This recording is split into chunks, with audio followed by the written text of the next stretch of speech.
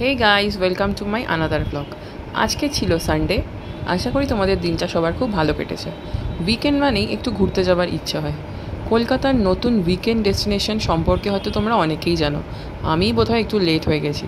হ্যাঁ, এখান থেকে অনেকবার যাতায়াত করেছি, বাট কখনও সেরকমভাবে ঘুরে দেখা হয়নি। আশা করি তোমরা অনেকেই চিনতে পারছো জায়গাটা কোথায়। হ্যাঁ, তোমরা ঠিকই ধরেছো, জায়গাটার নাম হলো পাটুলি। হ্যাঁ, পাটুলি কিন্তু এখন অন্যভাবে সেজে উঠেছে। এই যে আমরা পাটুলিতে পৌঁছে গেছি, তোমরা কিন্তু এখানে গাড়ি পার্কিংয়ের সুবিধা পাবে, বাট দেখে শুনে করো, নাহলে কিন্তু কেস খাবে। যাই হোক, এখানে এই দোকানটা প্রথমে চোখে পড়লো, কিন্তু দোকানটা বড্ড ওভার প্রাইস, নাহলে আমি কিছু কিনতাম। সামান্য এই ফ্রিজ ম্যাগনেটগুলো নাকি 150 টাকা। এর থেকেও কম দামে আমি বহু এক্সিবিশন থেকে কিনেছি, তাই আর কেনার জন্য কোনো ভাবনা ছিল না। এখানে প্রচুর ফুড স্টল রয়েছে, তোমরা কিন্তু রবিবারের সন্ধ্যাটা পরিবারের সাথে জমিয়ে খাওয়া দাওয়া করতে পারো। এবং এই বৃষ্টির সন্ধ্যায় যেহেতু আমরা গেছিলাম, তাই জন্য আমি যেহেতু জানতাম এবং দেখেছিলাম এর আগে নচিকেতার চায়ের দোকান বলে একটা চা দোকান আছে, আমি ওই জন্য ওখানেই গেলাম প্রথমে চাটা খেতে। চাটা কিন্তু 20 টাকা করে নিয়েছিল। চাটা বেশ ভালোই ছিল।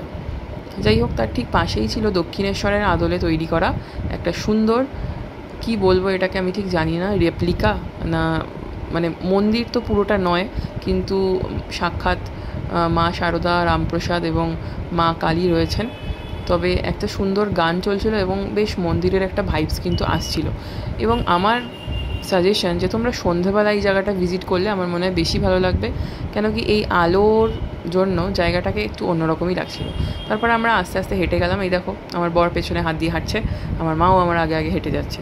আমি সবসময় একটু দেরিতেই হাঁটি। এই দেখতেই পাচ্ছ বাঁদিকে একটা কিন্তু আলপনা, আশা করি পুজোর সময় আলপনাটা আরেকবার দেওয়া হবে।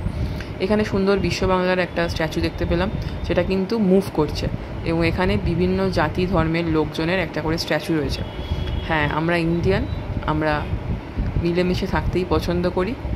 বৈচিত্র্যের মধ্যে ঐক্য, এটাই আমাদের পরিচয়। যারা বাংলা বুঝতে পারছো তারা কিন্তু আমার কথার মানে বুঝতে পারবে, আর যারা বুঝতে পারছো না তাদেরকে সরি। আমি বাংলা ব্লগ করতেই বেশি পছন্দ করি, যেহেতু ওয়েস্ট বেঙ্গল থেকে বিলং করি অ্যান্ড প্রপারলি কলকাতার মানুষ। যাই হোক, ইংলিশ খুব কম থাকে আমার ব্লগে এবং হিন্দিও খুবই কম থাকে, খুবই কম।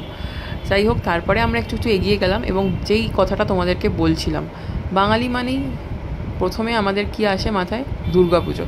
এবং দুর্গাপুজোর এই একটা এত সুন্দর স্ট্যাচু বানানো, আর এখানে সাক্ষাৎ মা দুর্গার একটা মূর্তি। এরপর আমরা আহারে আহ্লাদে থেকে এই ফিশ ফিঙ্গার নিয়েছিলাম, আর ওই গন্ধরাজ ভেটকি একটা নিয়েছিলাম। এটা কিন্তু পাতুরি বলা যায়, এটাই ভালো। হঠাৎ করে বৃষ্টি এতটা জোরে নেমে গেছিলো, আমরা আর কিছু উপায় ছিল না, এই জন্য